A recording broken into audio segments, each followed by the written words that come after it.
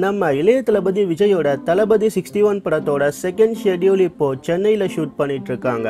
இந்த ஷெட்யூலோட 80s போர்ஷனோட shooting complete ஆகும்னு news வந்திருக்கு. இந்த படத்தில் ட்ரிபிள் ரோலில் விஜய் நடிக்கிறாரு. அந்த 3 ரோலுக்கும் தனித்தனியாக ஒரு டேட்டில் ஃபர்ஸ்ட் லுக் ரிலீஸ் பண்ண அட்லி பிளான் பண்ணியிருக்காரு. வர ஏப்ரல் 14 இந்த படத்தோட டைட்டில் 80s விஜயோட ஃபர்ஸ்ட் லுக் ரிலீஸ் ஆகும்னு நியூஸ் வந்திருக்கு. வர ஜூன் 22 மோஷன் போஸ்டர் செகண்ட் லுக்கோட ஃபர்ஸ்ட் லுக் போஸ்டர் ரிலீஸ் ஆக நிறைய வாய்ப்பு இருக்கு.